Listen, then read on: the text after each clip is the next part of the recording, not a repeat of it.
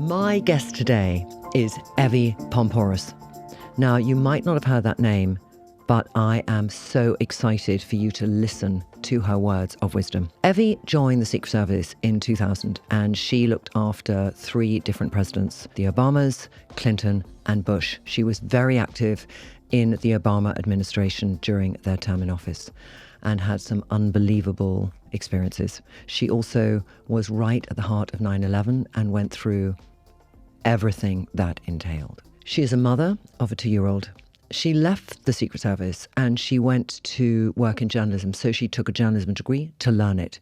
She is an ever-evolving learning mindset. She now has a BBC Maestro course, which is called The Art of Influence. This is around how to read people, how to understand the motivation of people around you, and how to make the most of your life. There is nobody better, I think, I could interview who has experienced what it is to be fearless in the most physical way. I'm so excited for you to be here today. Welcome to the show. Thank you so much. Thank you for having me. So happy you're here. And I want to start because, you know, this podcast is called Fearless, and sometimes we go off track around the concept of fearing less in our life. I'm going to ask you, what are the 3 things, I hate to do lists, but it's a good way to set it up. What are the 3 things that you think are the most important 3 things to help one be more fearless? The first thing I'll say, and I learned this actually as a New York City police cadet before I even went to the Secret Service, just make a decision. Make a decision and don't worry so much about whether it's right or wrong. Try to make the best decision you can. Most people are afraid to make the wrong decision. And so they make no decision at all, which is usually far worse, or they fret over it and it gives them anxiety and it just escalates. The one thing I learned is just make a choice and then commit to it. I think that would be number 1. And that's probably going to increase your confidence and all that. It's probably one of the best qualities that I learned in the job that I did. It's just like make a decision, you know, and when you do that, people do see you as a leader. You don't have to be a boss. You don't have to have people underneath you. You don't have to. A leader's kind of like an innate quality. People see you like that's a person who I can follow and I can trust in, you know, because they're just making a choice. That decisiveness makes people listen, perhaps. Decisiveness, yes, but there's also, you're just a person who moves. When you don't make choices, you don't make decisions, you don't move. And when you're in like new NYPD or in the U.S. Secret Service, when you're dealing with very quick circumstances, sometimes life or death, there's nobody to look over to and say, hey, what do you think I should do here with that guy with the knife? You have to make a choice. And I think that's a very powerful thing that people don't realize. It's a very simple thing. Just make decisions. And with that, stop polling everybody. What do you think I should do? What do you think I should do? What do you think I should do? That's another thing. Is this the second one? This or is is the this second a part one. of the first one? First is make decisions. And the second is don't poll everybody, because that confuses you even more, because people give you their opinion based on their experiences, their life journey, their dramas, their traumas. And now you're making a choice based off of what they think within the scope of their world. It's kind of crazy if you think of it. I'm not saying don't ask for guidance, but you should always think to yourself, who am I going to for guidance? Does this person have the knowledge to talk to me? Is it someone who I know is pretty well put together and successful, or just a really genuine human being with knowledge?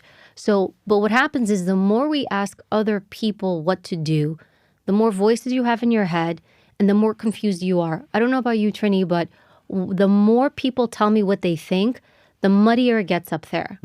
And sometimes and this is why I think people meditate or go quiet, because when I'm quiet, I'm in my head and I think and I process, and then I know whatever decision I'm making is my decision. So that's the other thing I'll say with regard to having less fear in your life. And then the third would be, fear is okay. So you're afraid of something, and that's really not the issue. The issue is that you think something is wrong with being afraid of something. Like, you're not void of fear. You can't be void of fear. I worked with some of the bravest people, they were not void of fear. Like when you put your vest on and you're going out to an open rally and you're thinking, today, like there might be a sniper somewhere and I might get shot along with the president. Do you have that in your head? You absolutely do. But you're not going to be void of fear. And with that, we'll tag on to number 4. You need to do a really good job about who's around you. This is one of the most important. Absolutely. Yeah. And you know what? It's on you.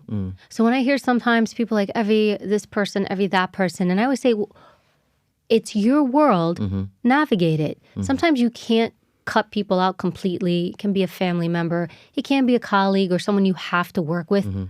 But there are ways in which you can move to offset that, maybe limit your exposure to certain personas. Or if you know that there's weakness, right? Let's say you've got a family that's very chaotic or lives a certain way or maybe lacks integrity or whatever it is.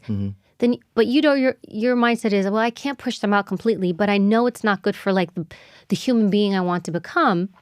Then you offset that with, I need to surround myself with people to offset that.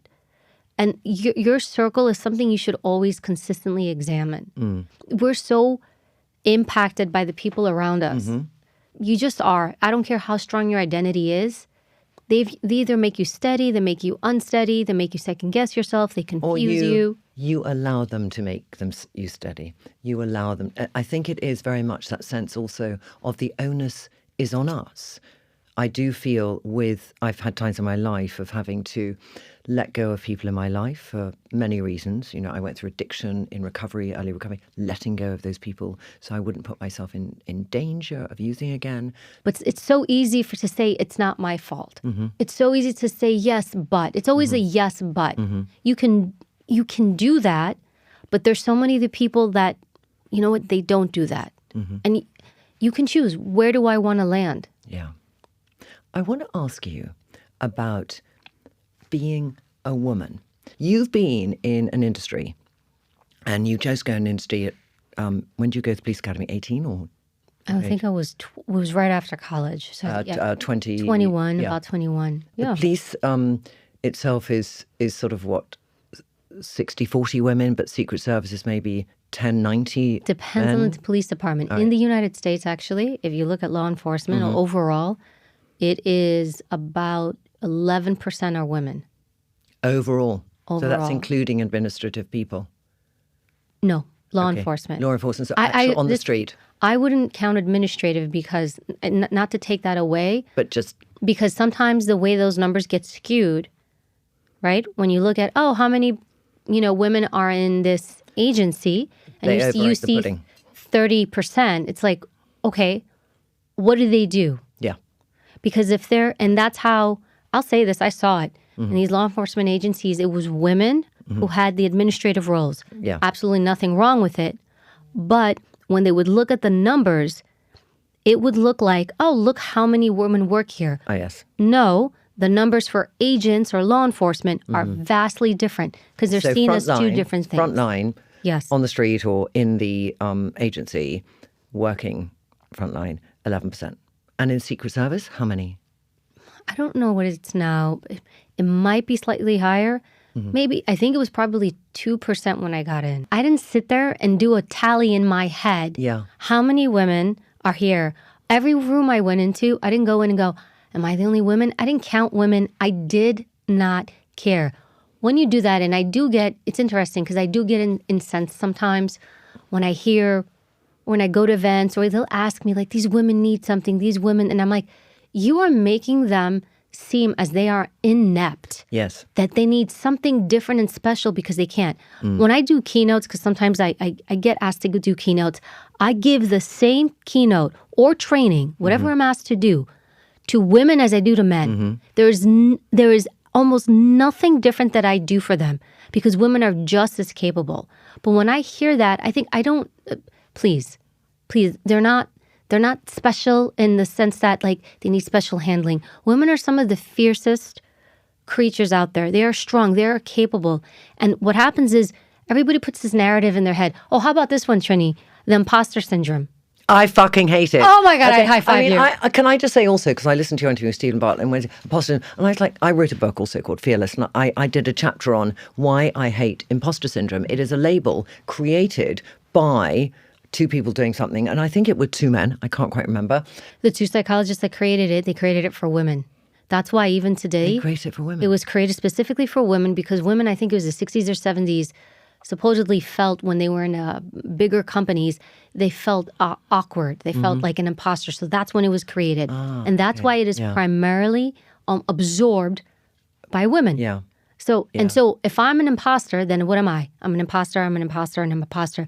The language you put in your head absolutely shapes you.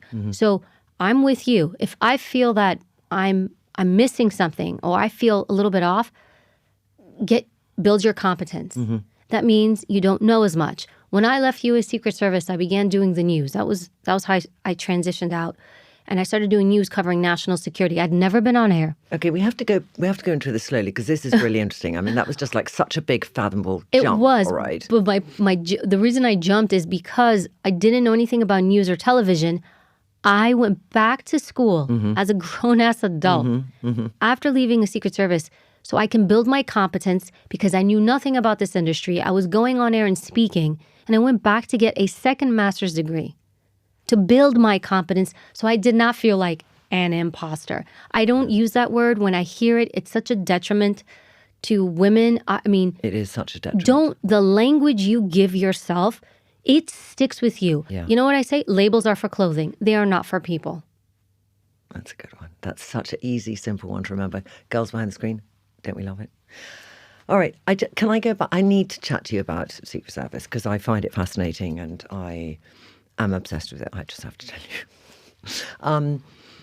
Were you very young when you thought that's what I would like to do? Or did you start off thinking, I want to be in the police force and transitioned? What was your... I wish I could say like I had a clear path. I did not. Okay. I didn't. Even today when people ask me, what's your 5-year plan? I just shrug. I look for windows and opportunities. And I think sometimes a vocation will pull you in. So I didn't grow up, I dream of becoming this. I grew up in very high crime area, subsidized housing. Did you grow up in New Jersey? I grew up in New York City. I was actually born in Harlem. And then the area of Washington Heights is where I grew up as a young child. High crime and all that. And then subsidized housing. So a very fear-based area, a lot of crime. So I think just intuitively, you kind of I began to push back of kind of being sick of being in an environment where you're afraid. Fast forward, I went to college. Full disclosure, I didn't know what I wanted to do.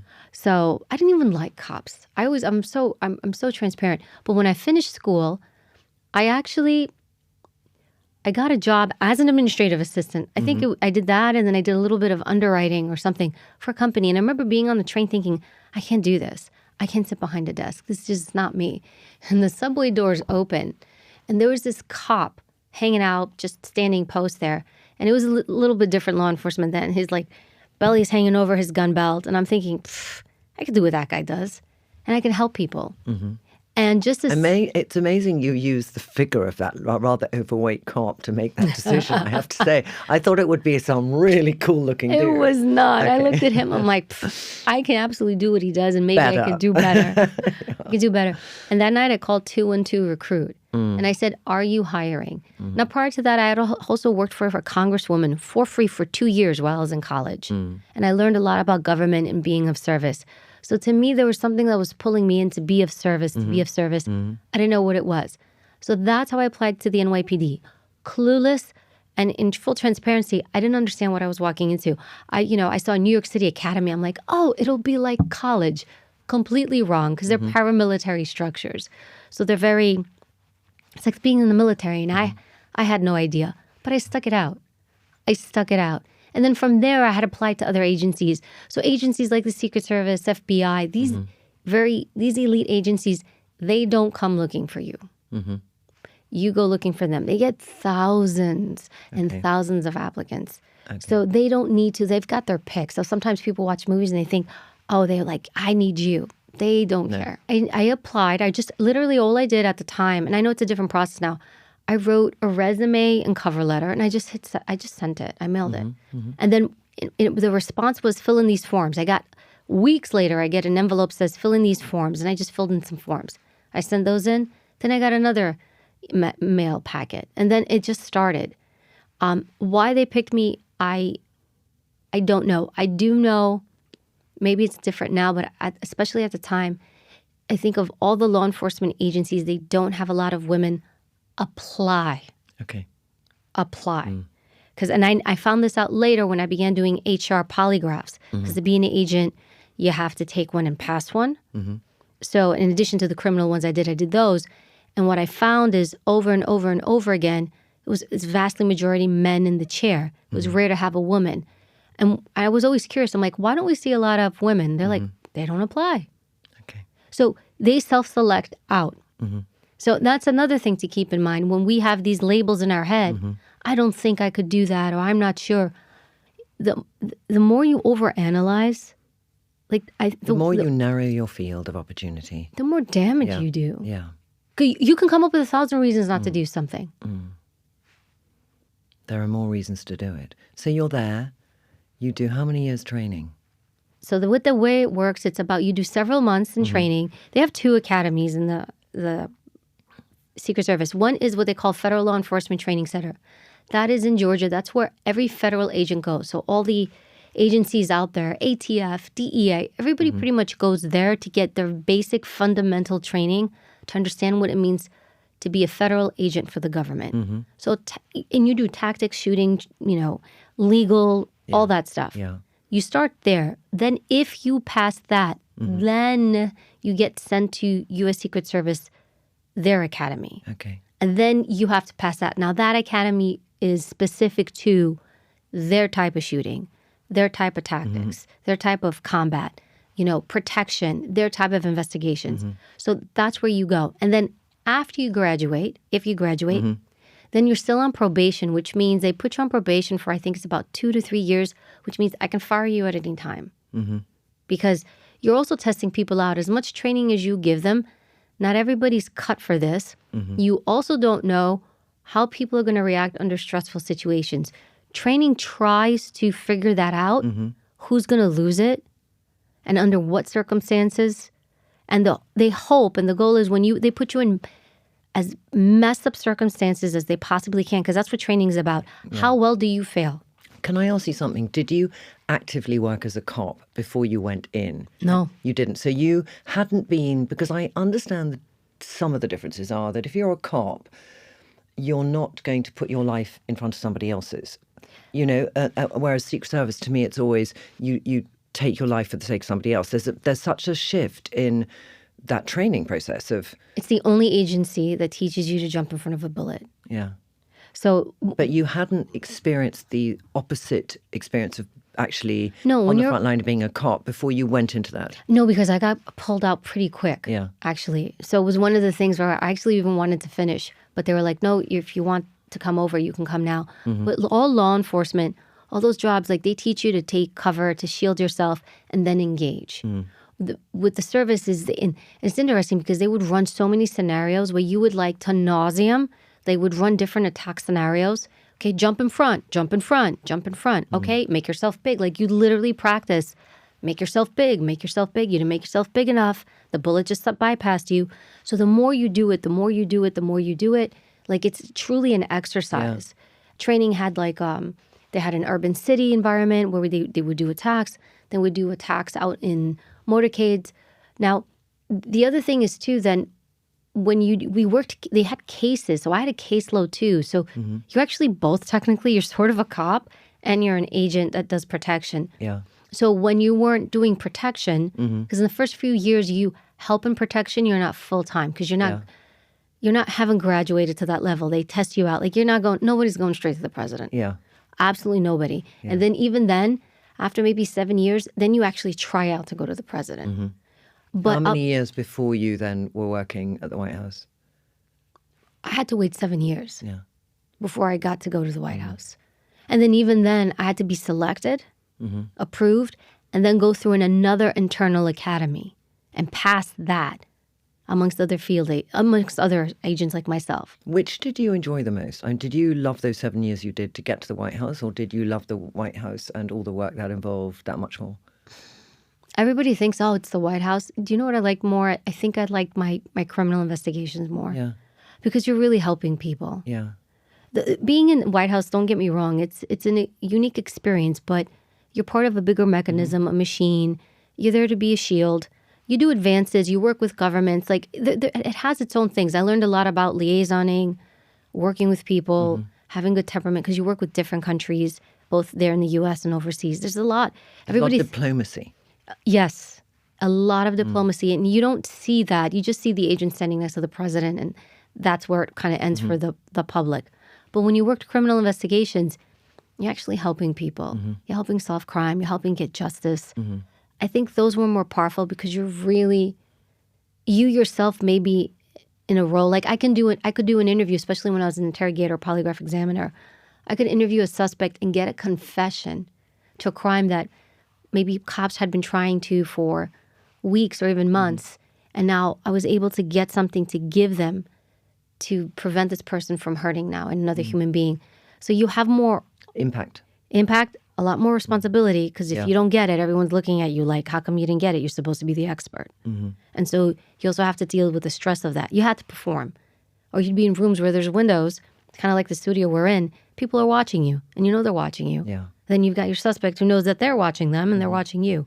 So there's a lot to compete with there. Can I ask you, when you get to a stage where you have, and I really want some of your tips on this, and I know you're going to do this in the Maestro course that people can sign up to, learning the art of what somebody is thinking as opposed to all the other mechanisms by which they try and shield what they're thinking. How do you recognize when people are trying to manipulate you? Do you know what's funny? Think about all the times that you've had somebody do something to you, and then after the fact, you're like, they did do this. I saw this. All the nickels stop dropping after. Yeah. We all see, but we choose to ignore. Okay. Because it is not in my best interest at the time if I'm invested in someone else. Yeah, because it's going to let you down of what you think you want that person to be. There are always signs, but you may choose to ignore them because it does not fit the narrative you want. So do you know what the key is? Tell me. Objectivity. Don't assess the person, assess the behavior. I said that before too. So when you're looking at someone, let's say it's a trusted colleague. We'll call her Sarah. Oh, I've got Sarah in my head. I've labeled Sarah. She's supposed to be my good friend at work. But Sarah does things at work. And I'm like, it's okay. It's Sarah. It's Sarah. And so I qualify everything she does as, well, that's just Sarah. Instead, so forget it's Sarah or whoever you're looking at and pretend it's like someone you don't give them that label of the identity of the person, because you're always going to be biased. Don't give them the bias. Look them as a neutral person and just judge their behavior. This is why we are so good at telling other people how to assess other people in their life, because we are not invested in those people. This is how you can tell a friend. So true. Hey, because when you're doing that, you are assessing the behavior. You're hearing not Bob or Sarah or Tony did this to me. Yeah. They're telling you the act of what they did. That's what you're hearing. You're objective because you have no investment in this person. Yeah. You don't know this person, and you're judging them clearly, merely on their behavior. That's where we mess up. That's it. Because you're quick to tell everybody around you, you got that wrong, and you're often right. But you can't see it for yourself because you qualify it. That's Bob, that's Sarah, that's my mom, that's my dad, that's my friend, that's my boyfriend, my girlfriend. Yeah. Because we're biased. So in life, some things, it's challenging for us to remove the emotion and the bias because they happen to be our mother or to be our sister. So how do we then, if we decide to just maybe see objectively what is this situation, and let me just try and then not react to it, but act within it, that difference between react and just choose to act around something, with somebody where emotionally you are very vested? You can be emotionally invested and have that tie. You know what's interesting? You can love someone and not like who they are. For sure. So you could say, I know this person, I love this person, but I see these clear acts that this person does. And so that's where you come in and you decide, how do I handle this? Well, clearly all these things here hurt me. They're a relative. Let's say it's a brother. I don't want to completely cut this person out of my life. However, every time I'm around them, they're hurtful. They use me. They borrow money. They manipulate. They've got all these issues. So you can say, I'm going to minimize my contact with him.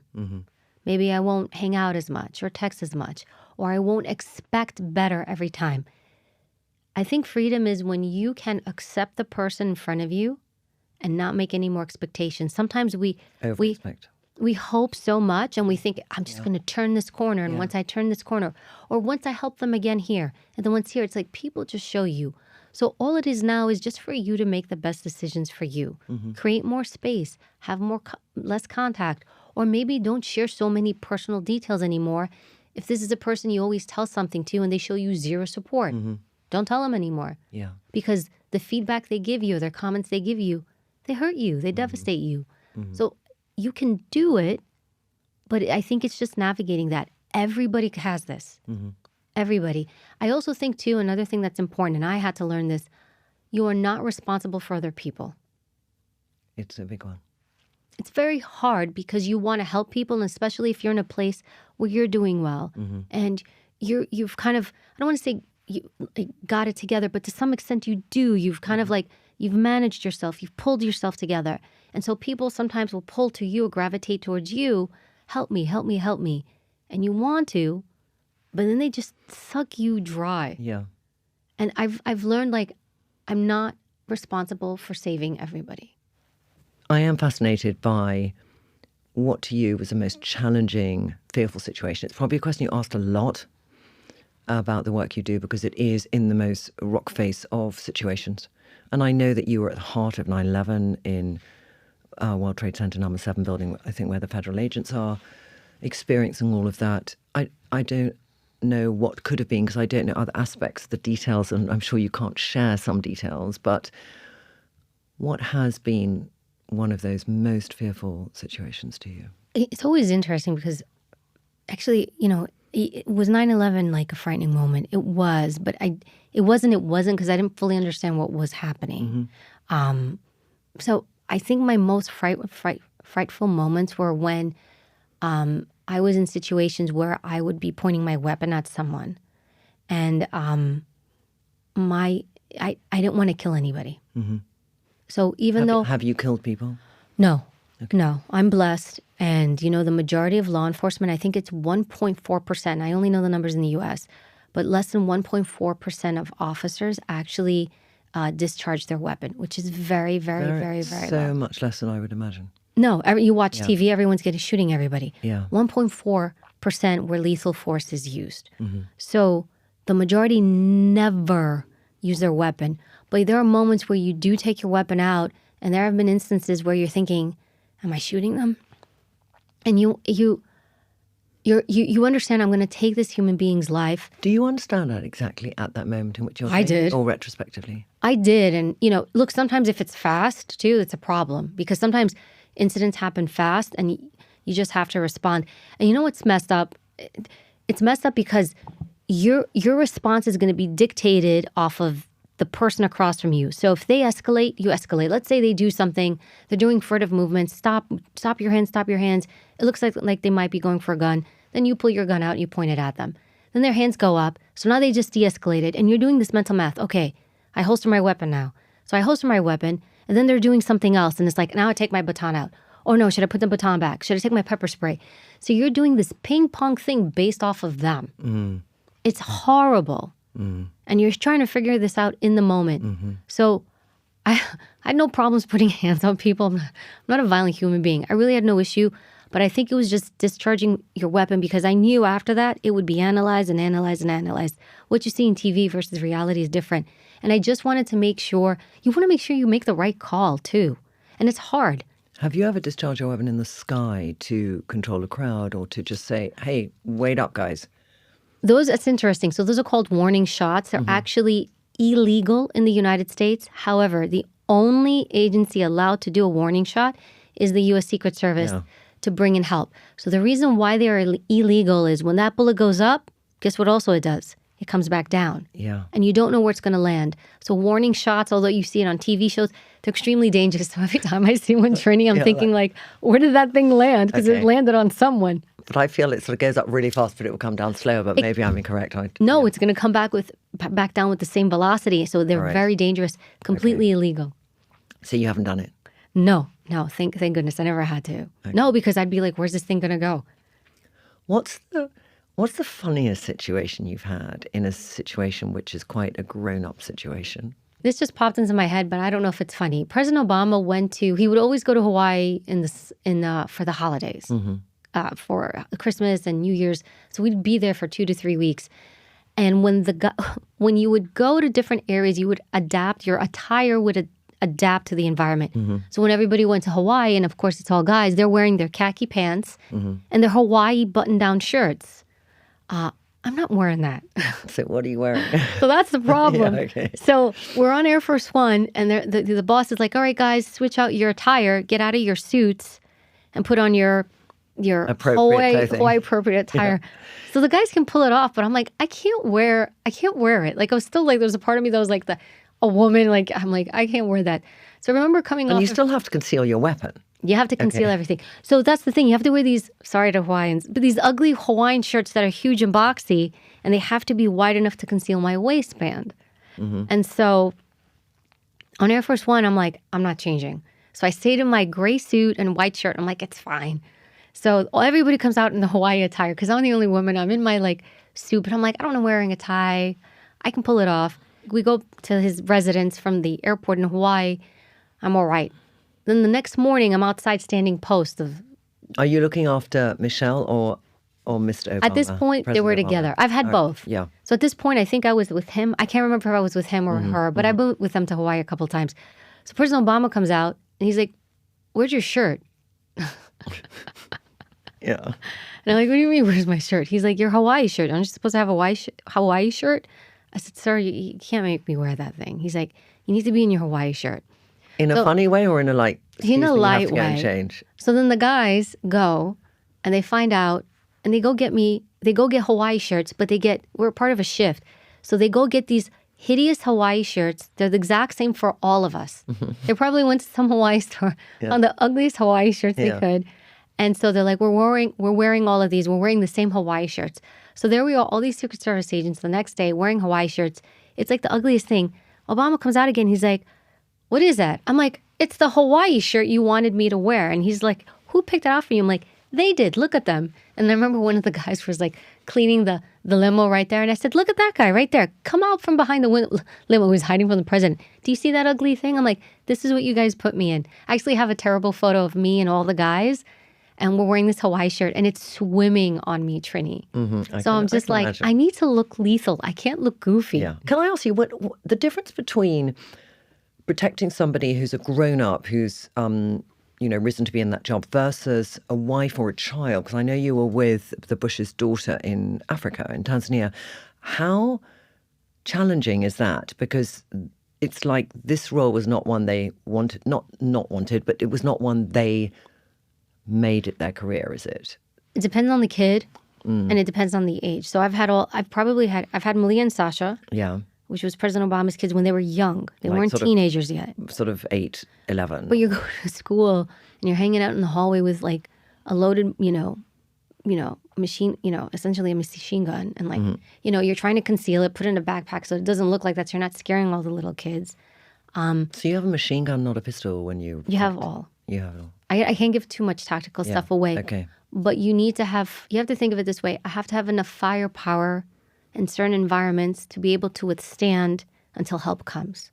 Because how many agents can you have in a school without terrifying all these kids? Yeah. So there's certain tactical things we would do. We would conceal them. So your handgun you always have, but there's supplemental firepower that you need. Because if there's an attack, like you have to, what if you're by yourself and it's just your protectee? Like you don't know how it's going to shape out. So you have to be able to harden up, hunker down, and like fight. So with little kids, when they're little, it's easier because they listen. Yeah. I think when they get into their later teenage or adult years, like with Barbara and Jenna, that was harder for them.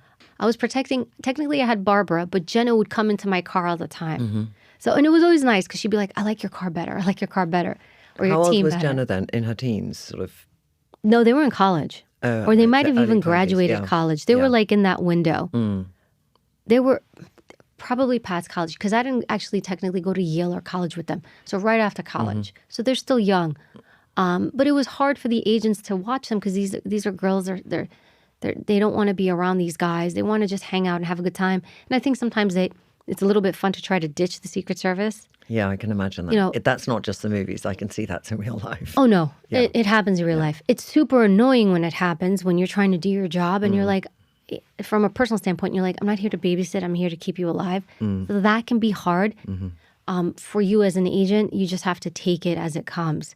But yeah, but I had Barbara full time. I had her in New York City because she lived in New York. We traveled. Wherever she traveled, I went with her. So I was her point person. And then often Jenna would come along because a lot of times they spent a lot of time together. The sisters were very close. So often I'd have Jenna and her. As a mum, I'm going to preempt this with something that my husband, when he was younger, was in the IDF, and he was a paramedic. And he saw some really rough, shitty stuff. And years later, he was diagnosed with PTSD. And one of the outcomes of that, and for those listening, it's post-traumatic stress disorder. So it's generally when you expose things. It could be any situation. I would say my children have PTSD after the suicide of their father. You know, you get it from different things. But he got hypervigilance over his children as a result. And I think that any person who's experienced very stressful, life-threatening situations like yourself, and also which Johnny did, how their relationship is in how they protect their children. Because I've heard you talk about this, and I'd love us to talk about this because I think it's a very relevant subject for lots of people listening. You can get PTSD from so many things. And it doesn't have to be where you serve in the military or in law enforcement. Like, there's so many people that have it for different reasons and different circumstances.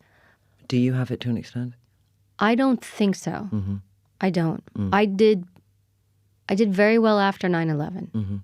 And then in any other circumstance, But you were in the heart of 9/11. I mean, you were hiding under metal tables in 9/11. You know, I'll tell you what helped me. I don't know if this is going to make sense. It makes sense to me.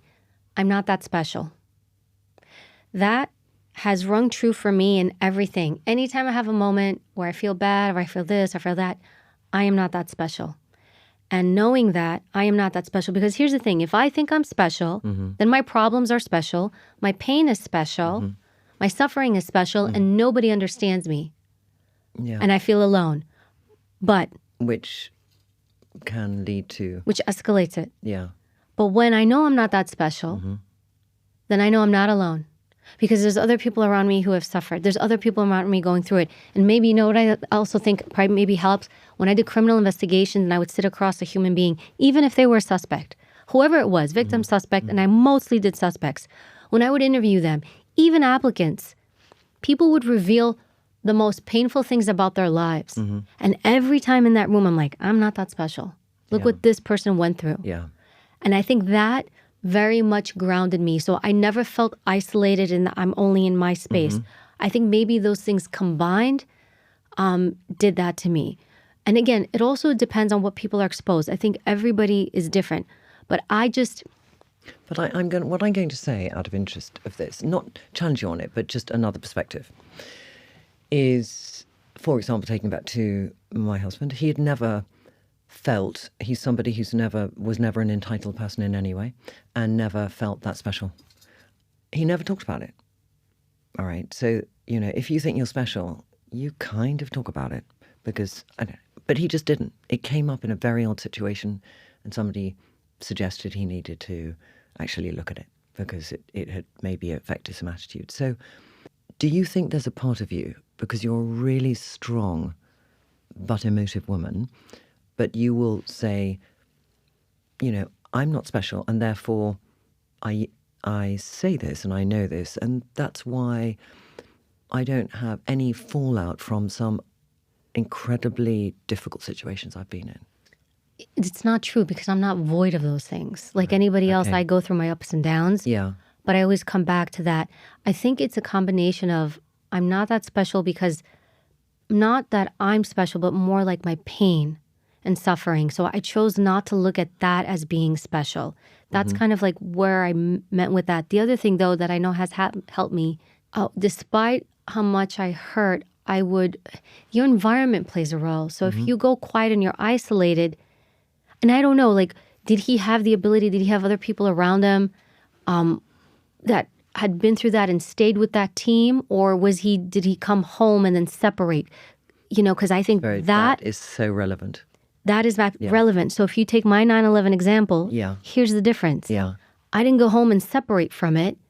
I still went back to work with my team and my colleagues. And you've all been through it. We'd all been through it, and we're still going through it. And then we went and even helped the cleanup. So I consistently stayed with those group of people who had been through what I'd been through. Yeah. Had you maybe pulled me out and I went home or somewhere else, That's so true. and I'm by myself, how can I talk to you or to anybody about something that like you couldn't have experienced? Yeah.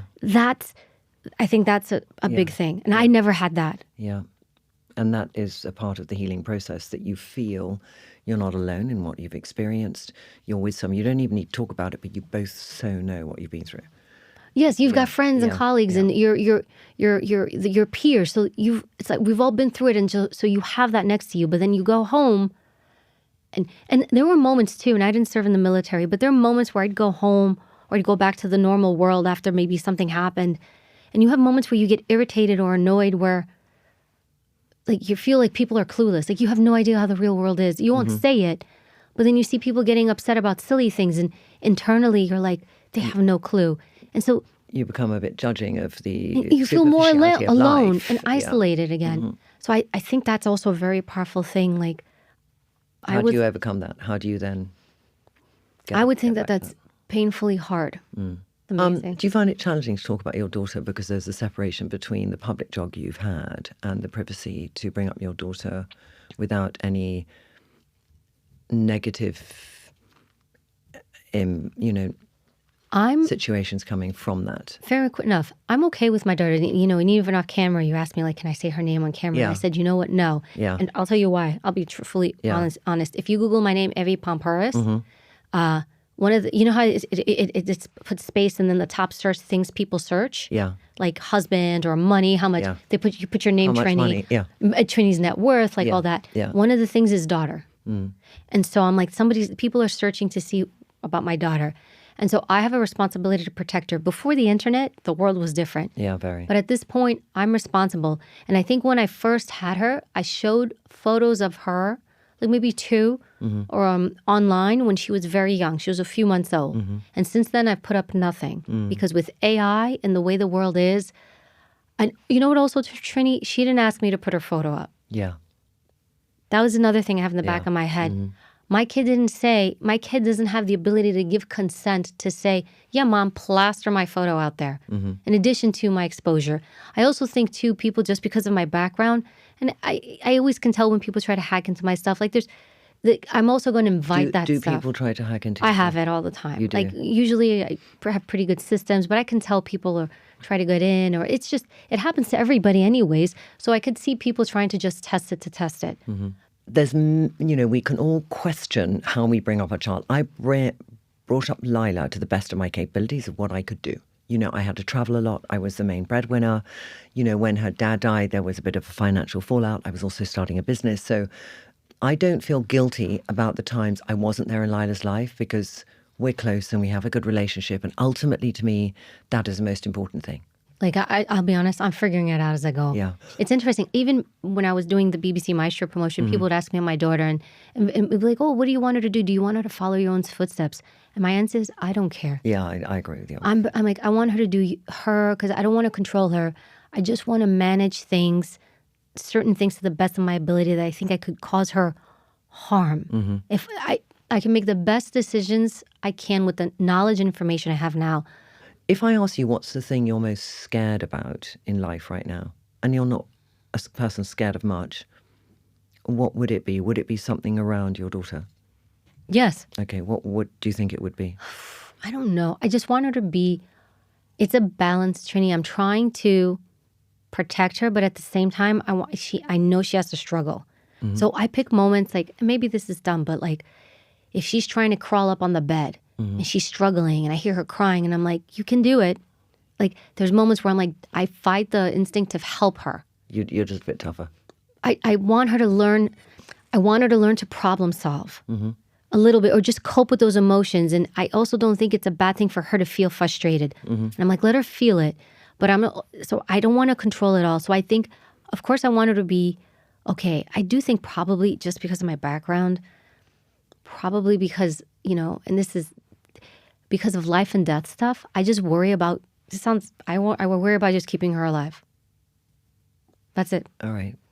So that is your biggest fear in a way. Some harm can come to her, alive. Keeping her alive. So, but that comes from my background where life and death is a very real thing on a daily basis. So I'm very aware of death just because of my work. So I have to talk to myself. No. I do to myself all the time. No. It's okay. Don't let your mind go there. Don't let your mind go there. Is she okay? Is she little things like she's in the car? She's safe? Is someone gonna this or some? Nobody wants to talk about it. Child abuse, child sexual abuse, and I'm talking about legitimate stuff. I'm not talking about my mom was mean to me. Yeah. I'm talking about real abuse cases, predator cases. I worked so many of them, even just nannies. Really? Tell me. Nannies. And that's another thing. Right now, I'm lucky I have my mother watching her. I would have a hard time hiring a nanny because I worked so many cases where nannies were the ones who did the abuse. How many cameras would you have in the room? Yeah. I don't know. And that's another thing. I hate the idea of it, but I would have to put cameras. You would put cameras. I mean, you are a woman. You would not put cameras. I would put cameras, but it's just such a horrible way to live. I know right? it is, but I would put if you were in a situation where you had to have somebody who was not family. Yeah. And you know what? If some folks is sometimes it's friends and family. Do you know that a lot of cases of sexual abuse, it's someone the victim knows? More than 50%. So I just want to put that out there. Yeah. It's not just the stranger or the nanny. It's just everywhere. So this is where I have to work on myself, Trinny, to keep that. Because otherwise I'll be I'll have anxiety through the roof, right? I'll be a mess. So I have to work on that, on myself, where I literally put those thoughts out of your head, put those thoughts out of your head. But I worked those cases. I can't tell you how many.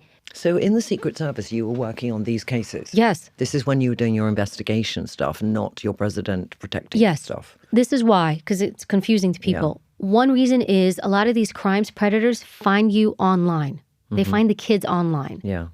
Games, devices, Snapchat, whatever. Yeah. So that's one. Yeah. And so one of the things, there was a unit within the Secret Service and they would talk to online predators online through all the social apps.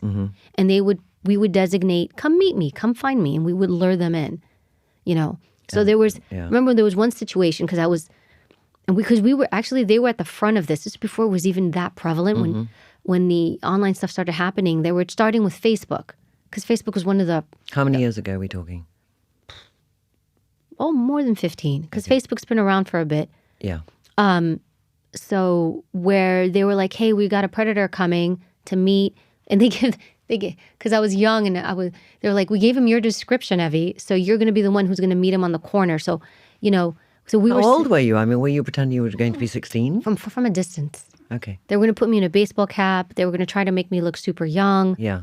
From far away so I can see him, ID him and whatnot. But the idea was he was going to come. I'm also not very tall, Trinny, so you could be I have a smaller stature, kid, so I could technically pass for like a teenager or something in my build. So we would do stuff like that. So when you're exposed to that, that's where my stuff comes from, like my concerns. And then they look for children through devices, and you know what else? They are patient. They will work your kid for months. It's not like, hi, how are you? Let's meet. What can parents do? Give me a number of things. If a parent is listening to this, suddenly getting a bit freaked out. Just be nosy. That's it. Okay. Be nosy, and your kid has zero privacy. Give your kid zero privacy. Yes, depending on their age. Your daughter's 21, I get it. Even then, Trini, she doesn't need to know if you want to look around. But there was a lot of stuff I did when she was younger where I was really accessing. Good. Checking and accessing a lot. A lot of parents will be like, I trust my kid. It's not about that. It's not about trusting your kid. It's about not trusting the people out there who you should be more worried about. But you also shouldn't trust your kid. The human brain doesn't even fully develop till you're 25. Yeah. 25. That prefrontal cortex that helps you control impulsivity, make good decisions, not fully formed. Is it older for boys? Or same? No, Okay, it's the same. Actually, if the male and female brain are not that different, the only place, there is one difference. Let me give some little special something to women, which is true. The only thing is, when it comes to making choices, women, there's a part of the brain that activates. Women's brain activates a little bit more when it comes to discernment. Women are better, slightly better at discernment, at thinking about something and then making a decision, where the male brain will actually be a bit more action-oriented and won't think as in-depth, where a woman will think a bit more in-depth. So she has more discernment. So that's the one thing I will, I absolutely give. So I want to go back to some pearls of wisdom to end this, because you just have continual pearls of wisdom. This is a big one for me. You're in a relationship and you're not happy, but you don't have the courage to leave. Now, it might be that they're not physically abusive or anything, but it's just the scenario you paint to yourself of being alone versus being with them means you stay with them, but you're not happy. And every day, your challenge with yourself is that you are in this predicament, but you don't see a solution. Give her some advice. So that's so common. And I get asked that very often. And I will tell you, Trinny, the majority of the time people they don't go. They will tell me, I'm so sad, I'm so upset. I even had, I don't like him. We're just friends. I've seen it all. The best thing you can do is just listen to them. Unless somebody says, Evy, what should I do? And even then I tread lightly. Because if they've been there and they've been like that for years, they're going to stay there. But what they're doing is that they're so afraid to leave. It's actually a fear-based decision. Yeah. And it's often like, where am I going to go? What am I going to do? Who am I going to be with? I've had people very close to me, very close, family, that I've seen do that. A biggest challenge, I think, in life is confronting the concept, I will be lonely, but not looking at the loneliness you might currently be in being with somebody. Oh, absolutely. And I think just opening people up to this concept of challenge yourself. So look at what your biggest fear might be, that you will be lonely, but ask yourself right now, are you very unlonely? Do you feel you're surrounded by friends and a partner, and yet you feel lonely within yourself? And is it possible that could be a bigger sense of loneliness than what you might find at the end of that tunnel where you can't see the light yet? I just think there's things one can say, and you have really great words to say that can just put little acorns inside somebody's head to think differently. I think, though, too, because you've been through this, people will listen to you and absorb it a bit more. And what you're doing is you're sharing your experience, which is slightly different, because it's like, this is what I've been through. Yeah, And this is what it was like for me. Yeah. And I think that resonates because people feel less lonely because you've been through it and you've come out and you're fabulous. And so that's what people, I think that speaks very powerfully to people. And I think you can, a lot of it is called motivational interviewing, where you just allow people, ask them questions. And if people can get there on their own, which they need to get there on their own, it's usually the best. So I do think one of the things you can do is ask them questions and get them to respond and get them to give the answers. It's themselves. Yes. It's called motivational. It's called MI, motivational interviewing. Right. It's actually, we use this in the interviewing room. Actually, you know what this is used for? You know where it came from? People who had addiction. How to get them to want to go get help. Because, and from experience, You've got to want to get it yourself. Exactly. Yeah. So the goal is, people can tell you all day long till they're blue in the face, you need help, you need help.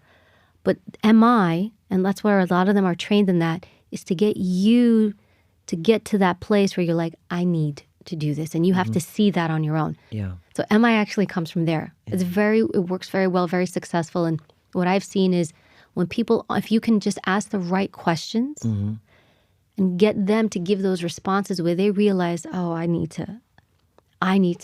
see this. Yeah. I see this. It's a great question.